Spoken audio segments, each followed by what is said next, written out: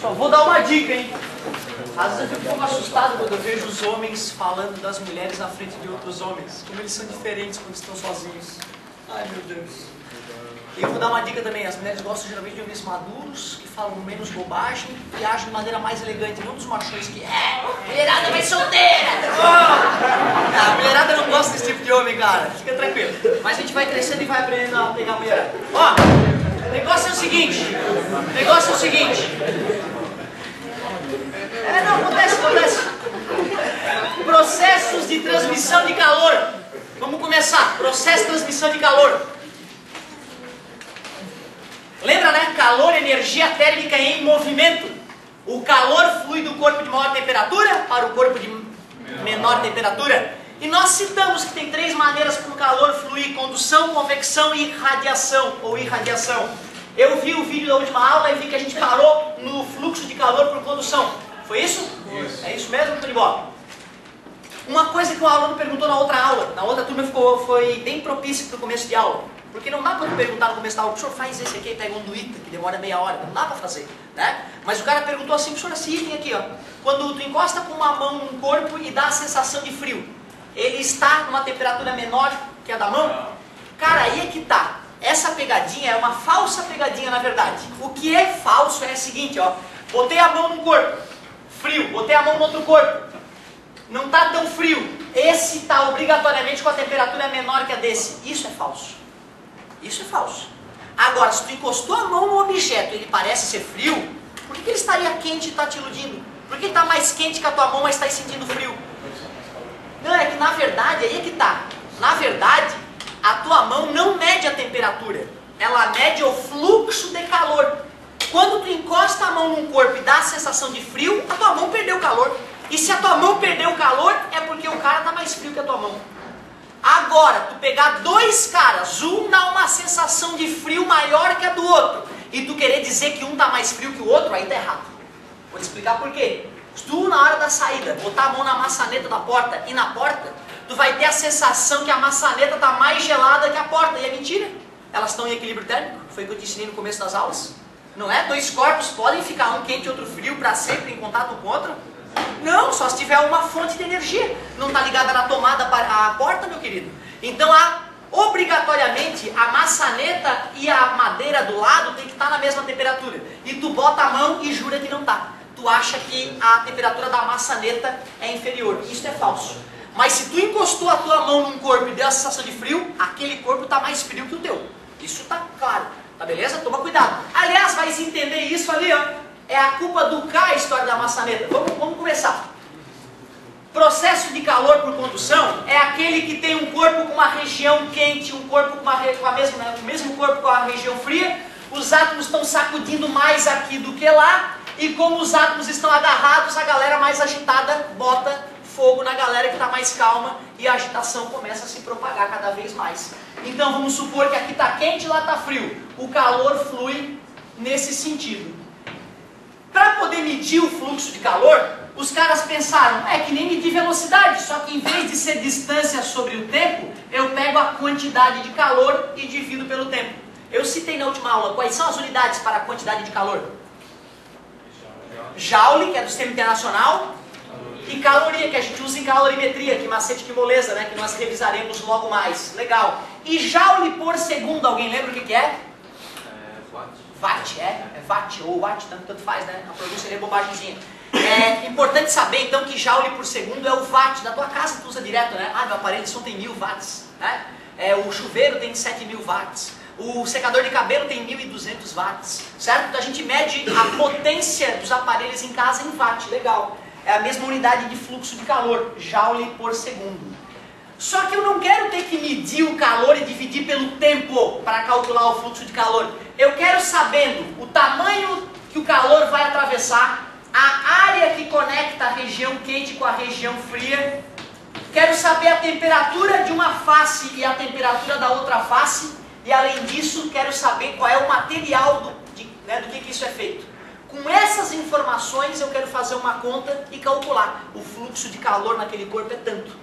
Para fazer essa conta, nós vimos no finalzinho da última aula, Fluxo de calor depende do coeficiente de condutibilidade térmica. Do que depende esse coeficiente de condutibilidade térmica? Do material, foi o que eu acabei de falar, É isso aí. Me dá um material que tem o K alto, que transmite bastante calor. Prata, é o campeão mundial, cobre, os metais de maneira geral. Me dá um exemplo de material com baixo K. A água, mas a água congelada, concordo contigo. O isopor é um grande exemplo. A lã, porque acumula muito ar dentro dela. O ar é um bom exemplo, desde que parado também. Ar, né, que pode se movimentar é complicado, mas o ar paradinho, ele é um bom isolante. Por isso que as blusas de lã são fofinhas, porque cabe bastante ar nela. E aí o ar fica paradinho ali dentro e esquenta, né, dá a sensação de esquentar, na verdade, não permite que o calor do teu corpo saia dele, né?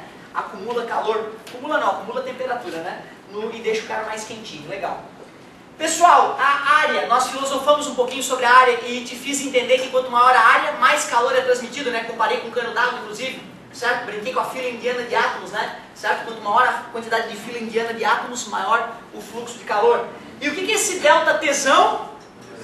Cuidado, hein, cara, o delta Tzinho da definição de fluxo de calor é tempo. Esse delta Tzão é a variação de temperatura, que é o motor do fluxo de calor, né? Se não há variação de temperatura, não há fluxo de calor. Legal. E aquele L, que eu chamei de L, porque quando eu aprendi era L, e eu tenho visto a UFSC usar mais L. Mas nós já vimos, a colega trouxe o formulário, né? Às vezes é de um jeito, às vezes é do outro. A tua apostila usa E. E para ficar mais fácil de lembrar de espessura. Eu uso L do comprimento em inglês, né? Left, comprimento, sem problema. Essa fórmula, pessoal, quando for para a faculdade, eu te falei, né? Ela vai ganhar o nome de lei de Fourier, certo? E na faculdade, fica entre nós, hein? Vai ter um menos aqui, ó. Vai ter um menos na faculdade. Por quê? Se o fluxo de calor é para lá, qual é a temperatura maior, T1 ou T2? T1 do quente para o frio, não é? Se tu faz final menos inicial, não vai dar negativo? Vai, né? Então, para não ficar a resposta negativa, eles botam um menos ali, ó. Mas aqui a gente não precisa se preocupar com isso, porque a gente já sabe que o calor vai do quente para o frio. Então, quando fores fazer o cálculo do fluxo de calor por condução, aqui no ΔT tu pode fazer temperatura maior menos temperatura menor, para dar sempre positivo, certo? E aí tu vai lembrar que o calor vai do quente para o frio. Não precisa do sinal, então. Lá na engenharia tu vai usar essa fórmula em outras coisas. Aí para poder substituir uma fórmula dentro da outra, né, o menos tem que estar incluído. Aqui no ensino médio a gente não se preocupa tanto com isso. Foi aí que paramos? Foi, né? Tudo bem para vocês o L está na parte de baixo? Porque quanto maior o tamanho que o calor vai ter que atravessar, mais difícil vai ser para ele, né? Essa intuição nós fizemos na última aula, certo? Só que agora a gente vai ter que estudar as outras duas transmissões de calor possíveis. Começando pela convecção. Ô amigo, a única coisa que eu queria é que quando bater o vento na tua cara, tu lembrar a convecção. É o vento, gente. O vento que todo dia bate no teu corpo, aquilo é a convecção. Se bem que não precisa nem ir tão longe, né? Para falar da convecção. O condicionador de ar está conectado ali na parte superior, justamente porque o objetivo dele é refrigerar. Se fosse aquecer, ele estaria na parte de baixo. A tua geladeira é um exemplo de convecção todo santo dia, cara, que tu abre a geladeira e tu vê o freezer na parte superior, é justamente por causa da convecção. É ou não é? Quando eu falava de convecção pra galera, eu pegava um professor lunático, né, que cremava uma sala e congelava outra, né? Não, hoje é paz e amor. Hoje ali o sol tá batendo, belo dia de sol, tá batendo ali, esquentou aquela parede. E lá que está mais perto dos condicionadores de ar, tá frio. Não existe nada daquilo ali. Beleza? Parede quente e parede fria, beleza? O ar que está em contato com a parede quente, o que acontece com ele? Isso, esquenta e sobe. Tu sabe que o ar quente sobe, a lembrança do balão de ar quente, né? O balão de ar quente é um ótimo exemplo. E outro, o ar quente se expande, fica mais leve, entre aspas, menos denso e sobe. E aí fica uma camada de vácuo ali embaixo e as pessoas que estiverem ali morrem. Não, é um absurdo isso que eu falei. É um absurdo. Imagina tu tá num lugar, o ar quente sobe e tu morre. Não existe, cara. Falei bobagem. O ar quente sobe e o ar que estava aqui, que não está tão quente, está mais denso, escorre para aquela região que se abriu. Concorda comigo? Esse ar novo que encosta na parede quente, fica quente e sobe. E aí a nuvem de ar sobe e atravessa o concreto. Não, é um absurdo. O ar não pode atravessar o concreto. Aí essa nuvem de ar que está sendo empurrada para cima não tem para onde fugir. Ela começa a vir para cá. E o ar frio vai escorrendo por baixo, esquentando, subindo, empurrando mais ainda a nuvem de ar para lá. Quando essa nuvem de ar quente encostar na parede fria, esfria e desce, e o ciclo está feito. Cara, ia ser extremamente nítido o que ocorreria. Se ali tivesse quente e lá frio, tu molha o dedinho, ia sentir que essa parte do dedo seca primeiro, que o vento vem de lá, né? Por isso que molha o dedo, tá? Funciona. Molha o dedo e bota a parte que secar primeiro é da onde o vento vem, né? Certo? Aí tu olha pro dedo, secou ali, então o vento tá vindo daquela direção. Tu vê, não é só no filme, aquilo funciona e é uma coisa bem óbvia, né? Da onde o vento vem, seca mais rápido, certo? Simples assim. E ó, botou ali, vai sentir que essa parte vai secar primeiro, mostrando que lá vem um ventinho. E outra, morno, ventinho gelado, é nítido. O que acabou de se criar na sala foi uma corrente de convecção. E isso ocorre no planeta. O Sol bate numa região do planeta, esquenta o ar, o Sol está desaparecendo em outra região, esfria, e começa a ter fluxo de calor na forma de convecção. Às vezes pega errado o fluxo de calor, né? Dá tufão e o escambau. É ou não é? Então nem sempre o fluxo de calor é organizadinho, às vezes dá problema, né? E gera tufões desastrosos. E como é que funciona aquela geladeira do refrigerante embaixo? Legal, cara. Na verdade é o seguinte, aquela geladeira, ela já tem sensores de temperatura em vários locais e tem ventiladores com uma tubulação na parte de trás dela. E é aquele ventiladorzinho que controla para onde o ar frio vai, para onde ele não vai. Então já é outra coisa, é coisa fina já. As geladeiras dos réis mortais como eu, como é que é? A prateleira é gradeada, é grade para o ar poder fluir. Então só o refrigerador gela e o ar frio sai descendo, refrigerando a geladeira inteira. Quando chegar nos vegetais já não está tão frio, aí não vai estragar os vegetais que são mais sensíveis à temperatura, beleza? O ar quente vai subir pelas laterais, pelas grades, vai encostar no refrigerador, vai esfriar e vai descer de novo. Então quando a mãe vai lá e bota aquele papelzinho de florzinha nas prateleiras da geladeira para deixar a geladeira bonita, é terrível aquilo, né? Vai estragar mais a parte de baixo da geladeira, a geladeira vai consumir mais, vai ficar prejudicado o fluxo de ar na geladeira. Só que as geladeiras mais modernas, e eu ainda vou ter uma dessa, é uma prateleira de vidro, toda bonita, tá, trabalhada, uma prateleira de vidro. Nessas geladeiras mais modernas tem um tubinho lá por trás e tem um computadorzinho que joga mais ar num compartimento, mais ar no outro, então ele regula, ó, essa parte está a tantos graus, essa parte é tantos graus, tem um computador que faz isso. Tem geladeira, fica entre nós, custa uns 20 pau. O cara bota lá nela, na hora que tu abasteceu a geladeira, tu bota o que tu abasteceu ela. E aí quando tu pega uma maçã, peguei a maçã.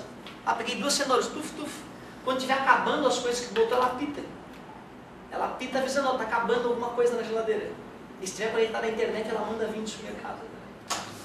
2012 a gente está, né? É que às vezes a gente se esquece que está em 2012. Se tu estudar direitinho e trabalhar, pode ter uma dessa na tua casa, porra. É tu que escolhe a geladeira que tu vai comprar, depende de quanto tu vai trabalhar, entende? É, querido, show de bola. Quase vendi meu carro para comprar uma dessa. Ó, claro que tu só vai fazer isso quando tiver resolvido tudo na tua vida, né? O cara só vai investir numa geladeira dessa quando tudo tiver resolvido. O cara tá andando a pé e tem uma geladeira dessa. Galerinha, olha só. O que eu falei aqui de convecção mostra que a convecção só ocorre quando tem massa se deslocando. E onde é que a massa pode se deslocar? Dentro de um tubo de aço sólido, a massa pode se deslocar de um local para o outro? Não, né? O material sólido, os átomos estão agarrados. É por isso que nos sólidos não existe convecção. Só em gases e líquidos. Eu exemplifiquei com gás. Mas na tua casa, tu já viu uma panela d'água fervendo, né? Já viu que bagunça que é, né? Se tu bota óleo mesmo dentro e fica observando, tu vê como é errático aquele movimento. É a convecção da água, certo? Como não é uma situação toda organizada, tu não vê a água fluindo organizadamente. Mas num sistema de aquecedor solar, por exemplo, a água é a água quente que sobe, a água fria que desce e faz o sistema circular. E aí já é uma circulação mais comportada, né? Beleza. Professor, manda. quando passa alguma coisa do sólido para o Ah, legal, assim, mudança de estado físico, você está falando, certo? Passa do líquido para o gasoso ou do sólido para o líquido. Aí não é um processo de transmissão de calor, é um processo de mudança de estado físico. Ah, sim, sim, a gente pode pensar o seguinte, ó, quando a substância está no estado sólido e passa para o estado líquido, aumenta a temperatura, né? Pode se lembrar do gelo e da água, certo? Ou do vapor d'água. Na tua casa tem os três no estado, né? Tem água no estado sólido, líquido e gasoso. Quando está fazendo um chá, alguma coisa, né? E com a tua mão tu percebe que no estado sólido a temperatura é menor, no estado líquido. Quando o cara vai do líquido para o gasoso, cara, tu sabe que pode acontecer os dois, depende de como vai acontecer, tá? A tua pergunta é interessante, olha só. Quando a água vai do líquido para o gasoso na tua casa, tu está aumentando a temperatura dela. Concordas comigo? Né? A água está aumentando a temperatura. Só que olha só, botei água aqui na minha pele. A água vai passar para o estado gasoso e vai aumentar de temperatura de novo. Só que o meu corpo vai acontecer o que com ele? Vai abaixar a temperatura, por isso que dá frio quando sai do banho, né? Porque a água que está na tua pele está evaporando. Para ela evaporar, ela rouba calor do teu corpo. Então, a passagem do estado líquido para o estado gasoso é uma reação endotérmica, que absorve a energia do ambiente. E a substância que sofreu essa mudança aumenta de temperatura. Certo? E nós vamos estudar isso em calorimetria em detalhe, tá, galera? Certo? O amigo tem a ver realmente, né? Em calorimetria nós vamos estudar isso em detalhe. Logo, logo vamos estudar isso a fundo. Pessoal, um exemplo muito bacana da convecção tem a ver com aquilo que eu estava falando, com os ventos. Brisa, vamos estudar como é que funciona o sistema de brisa. Estás na praia, certo? Ali, ó, mar, peixinho, sol, né? De repente, para os mais românticos, uma nuvenzinha e os pássaros. E aí, onde é que esquenta primeiro? Areia. Todo mundo já deve ter sofrido daquilo, né? Perto do meio-dia na praia, o cara sai correndo, alívio quando vai para a sombra. Então, o silício da areia esquenta mais rápido que a água. Nós estudaremos isso também em detalhe futuramente, por que esquenta mais rápido ou mais devagar. Só que aí o ar quente que está aqui sobe, né? Concorda? Já que está mais quente aqui na Terra, o ar quente sobe. E as pessoas que estão tomando sol morrem asfixiadas. Já escutasse falar nisso? Não existe, é um absurdo o que eu falei. Falei merda, não existe. Então o ar que está frio aqui, que escorre para a praia, não é isso? É por isso que, via de regra, se tu tá num dia tranquilo na praia durante o dia, tu sente uma brisa vindo do mar. Uma brisazinha vindo do mar. Que a galera do surf chama de maral. Certo? Beleza? Tranquilaço. Só que aí cai a noite. A lua aparece. Os namorados estão na praia. Preservativo, por favor, hein? E aí, galera, quem é que vai esfriar primeiro? A areia esquentou primeiro e esfria primeiro também. Por isso que fica mais gostoso o banho de mar no final de tarde, né? Porque aparentemente a água fica mais quente comparada com o ar que está aqui em cima, né? Já que o ar quente está em cima do mar e o ar quente sobe, não vai se formar uma bolsa de vácuo em cima do oceano, né? O que acontece é que o ar frio que estava parado na terra vai em direção ao mar. Aí é o terral durante a noite. Só que aí está tendo um tufão na ilha. E aí o cara vai para a praia no horário e vê que isso aqui não é verdade. Ah, o Otávio é o filho da puta. Não, querida, é o tufão. É o tufão que está piorando a situação. Tá? E tu mora numa ilha. Só que faltava tu querer que de um lado da ilha o vento seja assim, e do outro lado assim. E aí o vento no meio da ilha sobe. Tá entendendo? Como tu mora numa ilha, embora essa seja a regra, tu tem que ver, comparar a força de uma praia com a força da outra, né? Uma praia que tem uma extensão de areia maior, vai ter um efeito da brisa muito maior do que uma praia pequenininha, certo? Mas essa informação é cobrada no vestibular, tu conseguir definir que no dia, durante o dia, a brisa sopra do mar para a terra e que durante a noite a brisa sopra da terra para o mar. Beleza, galera? Um exemplozinho de uma aplicação bem interessante da convecção. Beleza, nem acredito que eu vou conseguir terminar. 10 minutinhos para falar de radiação ou irradiação, tanto faz.